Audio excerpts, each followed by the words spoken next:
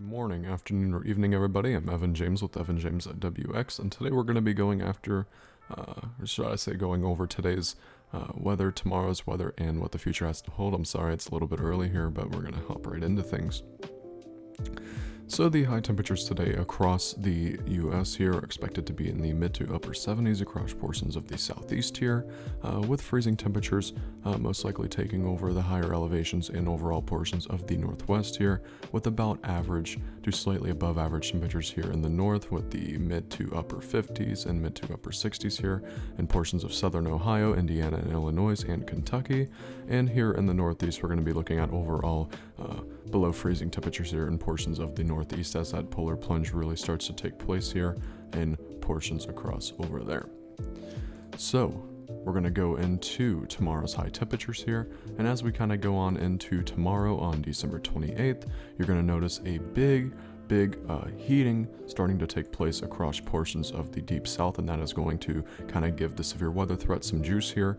High temperatures are going to be into the upper 70s and possibly even the lower 80s down there towards the coast, and for places north towards Kentucky, Tennessee, Arkansas, Oklahoma, just kind of in this overall region, it's going to be in the mid to upper 60s and lower 70s as well.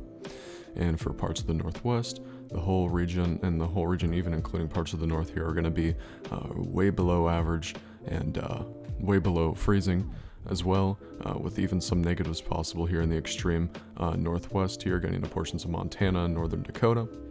And not much in the way for precipitation. We're going to go over that in just a second. But one thing I do want to show you is the anomalies compared for this time of the year here. And one thing you will notice is that this polar plunge is really going to signify things here as far as the long-term average goes.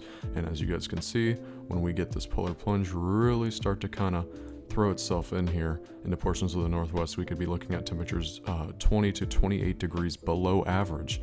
And as we go farther into the future, you can see how that polar plunge really starts to advance in parts of the north. And as even we get on towards New Year's, you can see that polar plunge is really going to start to kick in there and head for portions of the deep south. And that is what is going to set up the severe weather potential here for January 2nd. And we'll get to more on that in a moment.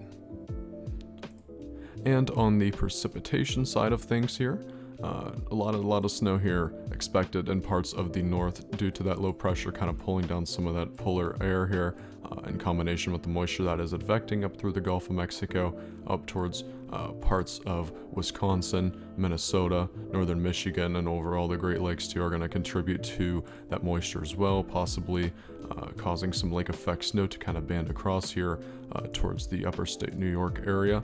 And as that kind of goes through the day here, it's going to eject out to the northeast like most of the low pressures do in the latest pattern. You can see that this will probably follow suit as well. And a lot of snow here out in the west as well, and especially in the higher elevations and parts of the Sierras.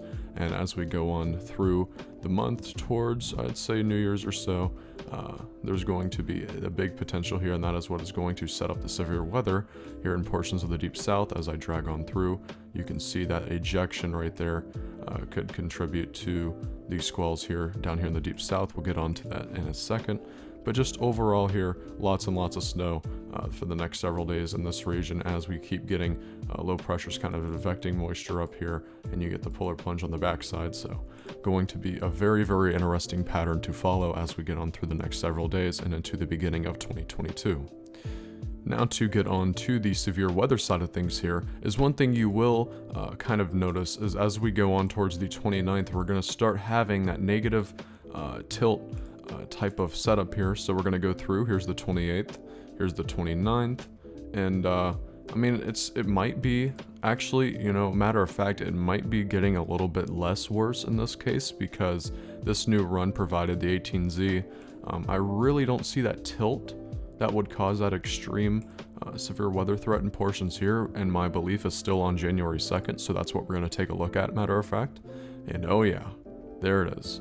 So that right there, that is signifying a pretty notable severe weather outbreak, especially with that ejection there of that low pressure up through portions of northeastern Georgia, North Carolina, South Carolina, kind of at like a four-corner like state here, and that is going to kind of push off to the northeast. And as that does, it is going to kind of take and pull all this jet stream down with it here, and this is the upper level jet.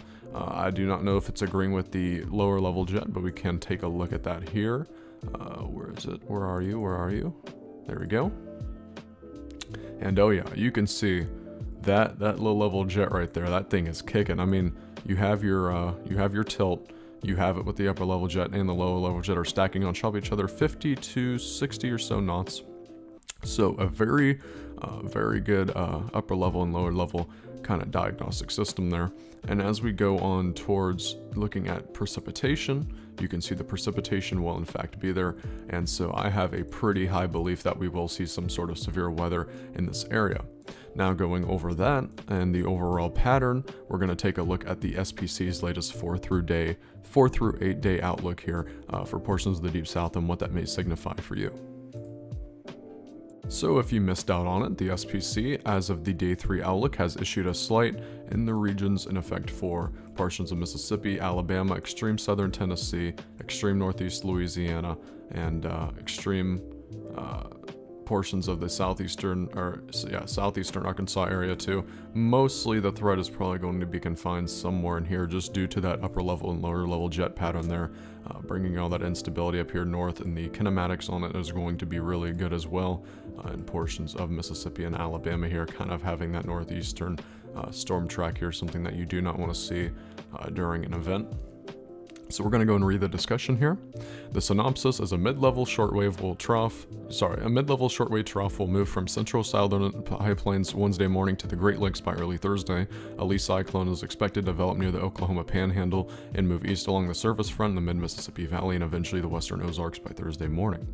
In addition, most guidance hints at a weak mid-level shortwave out of northern Mexico and over the warm sector Wednesday afternoon/evening. Very, very big hints there to what could possibly happen. Okay. Deep south into the southwestern Appalachians. Most guidance suggests that some convection may be ongoing at the beginning of the period near the Red River across northeastern Texas.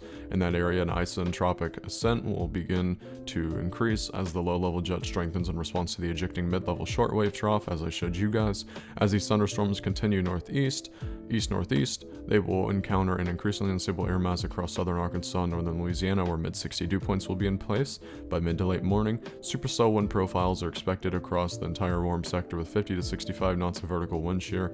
Therefore, this activity could be severe during the morning hours across portions of southern Arkansas and northern Louisiana, as I highlighted. Regardless of the evolution of this early day storm activity, additional storm development is expected during the afternoon hours. Then the influence of the weak southern stream mid-level shortwave through the trough through overspreads the warm sector, and the surface low moves out of the plains and into the mid-Mississippi Valley. There are still uncertainties with respect to storm coverage given the low amplitude nature of the mid-level features and the strength of the associated surface low. These uncertainties also impact expected storm intensity due to the influence on the low-level jet field. Most guidance shows broad 40-knot low-level jet with a peak around 50 knots, eventually moving into eastern Tennessee Wednesday night. However, the weak surface low results in light surface winds across much of the warm sector. This would be a limiting factor due to the tornado threat, and especially the significant tornado threat, which would be greater with a strong surface low as depicted by the 0Z NAM.